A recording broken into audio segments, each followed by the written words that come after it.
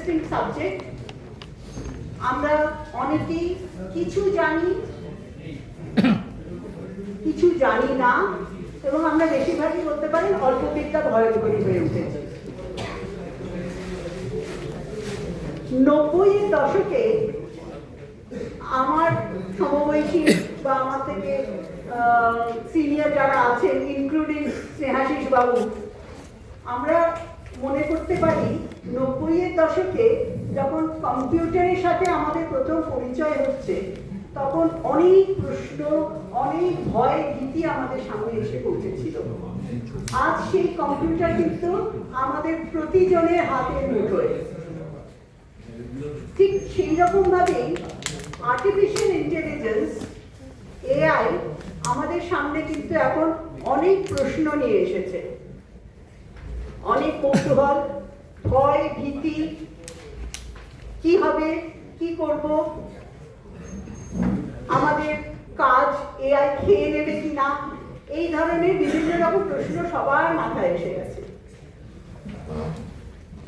সেই ব্যাপারটাকে অ্যাড্রেস করার জন্য আজকের এই প্রোগ্রামটা অর্গানাইজ করছে Reason Skills, Reason Analytics Softtech Private Limited, একটি সংস্থা যারা মেনলি এআই এর উপরে অনেক রকম কাজ করছে, এআই এর টুলস বানাচ্ছেন, আমাদের থেকে অনেক ধাপ এগিয়ে গেছে।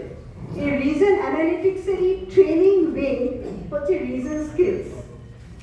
আমাদের উদ্দেশ্য হচ্ছে not only AI but technologically advance করার জন্য বিভিন্ন ক্ষেত্রে মানুষজনকে স্কিলফুল করা, ট্রেনিং দেওয়া, স্কিল ডেভেলপমেন্ট করা, এবং সেটা বিভিন্ন ক্ষেত্রে। এবার যেটা আমরা করে আসছি, students, school students, college students, corporates, health care, সবার মানুষজনকে আমরা ছোট ছোট করে ট্রেনিং দিচ্ছি। সেভাবেই আমাদের মনে হলো যে জার্নালিস্টদের জন্য কিছু করা যায়। আমাদের এই রিজনস অ্যানালিটিক্সের ফাউন্ডার সিইও মিস্টার বিপ্লব জানা এখানে রয়েছেন। আইডিয়াটা ওনার মাথা থেকে এসেছে যে জার্নালিস্টদের এটা খুবই প্রয়োজন বোঝা, জানা। কারণ নতুন প্রজন্মের জার্নালিস্টরা হয়তো শিক্ষাগতভাবে এটা শিখেই বেরোবে, কিন্তু এই ঘরে যারা রয়েছেন তাদের বেশিরভাগের কাছে কিন্তু অজানা জিনিস। যদি কিছু, আমরা তো ফুললি ট্রেন করে দেওয়া সম্ভব না 1-2 ঘন্টার মধ্যে, কিন্তু বেসিক কিছু আইডিয়া দেওয়া হবে আজকে। এরপরে কেউ যদি ইন্টারেস্টেড হন আমাদের জানাবেন, আমরা পরবর্তীকালে হয়তো আরো বড়ভাবে কোনো ট্রেনিং প্রোগ্রাম করব, কিন্তু আপাতত আজকে শুধু বেসিক কনসেপ্টটা দেওয়া। আমি স্নেহাশিস বাবু বোধহয় একটু বাইরে ব্যস্ত রয়েছেন, উনি আর কিঞ্চিত বাবু এলেই ফর্মালি শুরু করব। তার আগে বলি, আমাদের এখানে দুজন ট্রেনার রয়েছেন। একজন প্রফেসর রাহুল কুমার, উনি আইআইএম কলকাতার জোকার, উনি একজন প্রফেসর, এবং এআই এর উপরে ওনার বিশাল অভিজ্ঞতা, বিশাল কাজকর্ম, ট্রেনিং এর ব্যাপারে উনি এআই এর ট্রেনিং এর, কর্পোরেট লেভেল ট্রেনিং এর উনি একজন এক্সপার্ট। ওনার একটু তাড়া আছে, উনি বেরিয়ে যাবেন, ওনার ফ্লাইট ধরতে হবে, কাজে ওনাকে নিয়ে আমি আগে শুরু করিয়ে দেবো। এখন আপনারা যারা এক্সপার্ট আজকে উচিত হবে, সুতরাং বুঝতে পারছেন আমার মানবিক বুদ্ধিমত্তা বা কৃত্রিম বুদ্ধিমত্তা যাই থাকুক, তাহলে অন্তত দুটোতেই আমাকে বোঝাচ্ছে যে আমার এখানে বেশি কথা বলা প্রয়োজন নয় বা উচিত নয়। একটা কথা বলতেই হয়, আপনারা জানেন যে প্রেস ক্লাব কলকাতা একটা তার নির্দিষ্ট দিশা নিয়ে যে চলে, তার অন্যতম প্রধান হচ্ছে যে আমাদের পেশায় যা যা প্রয়োজনীয়, যা যা নতুন জিনিস, সেগুলোর মধ্যে আমাদের প্রশিক্ষিত করে তোলা, যেটাকে পরিভাষায় আপস্কিল বলা হয়, আপস্কিলিং। এখন আমরা জানি যে আমাদের যত বড় এবং যত ছোট গণমাধ্যমের প্রতিষ্ঠান হোক না কেন, তাদের নিজস্ব প্রশিক্ষণের ব্যবস্থা খুব একটা নেই। অথচ এই জাতীয় জিনিসগুলো মানে যদি আমরা না জানি তাহলে আমরা কাজ থেকে পিছিয়ে পড়ব। সেই জন্য আমরা, আপনারা দেখেছেন, ফ্যাক্ট চেকিং, এআই, ডিজিটাল মাধ্যম এবং রাইটিং স্কিলস, অন্য যে কোনো বিষয়ে আমরা চেষ্টা করি যে যত ভালো ভালো বিশেষজ্ঞ আছেন তাদের এনে আমাদের একটা প্রশিক্ষণের সুযোগ করার। আমি এই প্রতিষ্ঠানকে অত্যন্ত কৃতজ্ঞতা জানাই এবং বিশেষ করে ইনাদিকে এবং বিপ্লব বাবুকে, তারা এইটা করছেন আজকে। এবং আমাদের একটা অনুরোধ থাকবে তাদের কাছে, আমাদের পক্ষে তো বিভিন্ন জায়গায় খুঁজে খুঁজে বিশেষজ্ঞ আনা অতটা সম্ভব নয়।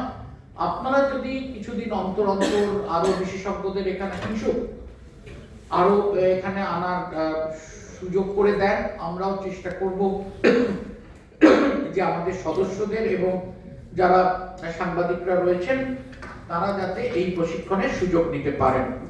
দেখুন, যেমন কম্পিউটার যখন এসেছিল তখন একসময় আমাদের এটা নিয়ে অনেক অনিশ্চয়তা ছিল, কিন্তু এখন আমাদের একটা মুহূর্ত চলে না।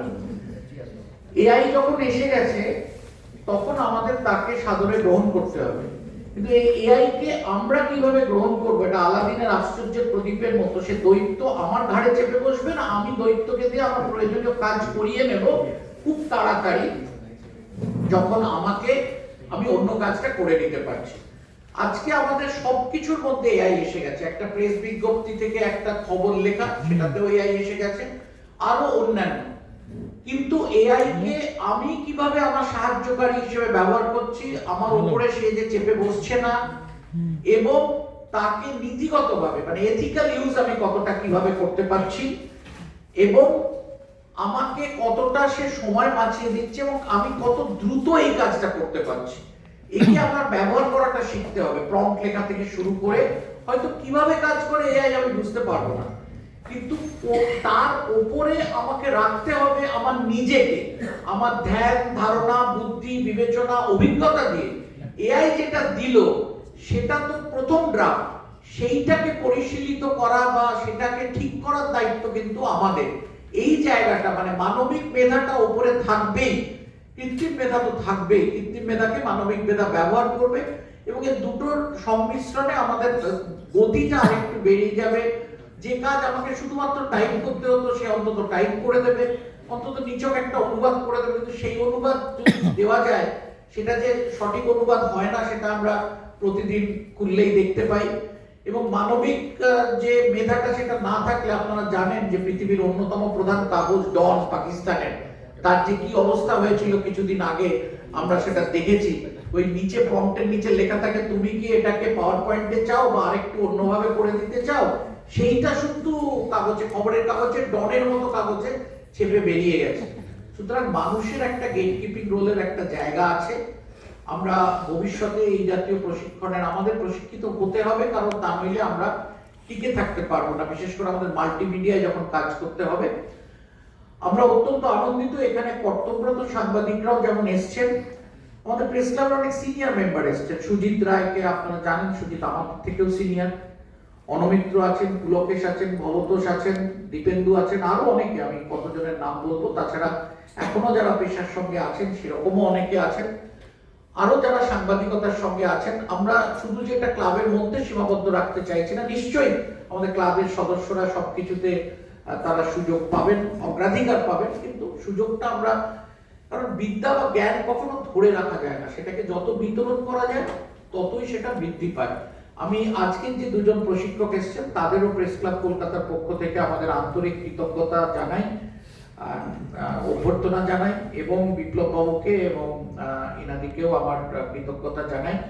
আশা করি আজকের এইটা প্রথম নয়, এবং আজকের এইটাতে আপনারা অন্তত বেশ কিছুটা শিখে নিয়ে বাড়ি যাবেন। আমাদের এই যে সময় আপনারা দিচ্ছেন, ওরা দিচ্ছেন, তার একটা ফলপ্রসূ হওয়া দরকার। আমরা ভবিষ্যতেও যাতে আরো এগিয়ে যেতে পারি সেই শুভকামনার সঙ্গে আমার আপাতত বক্তব্য শেষ করলাম। ধন্যবাদ।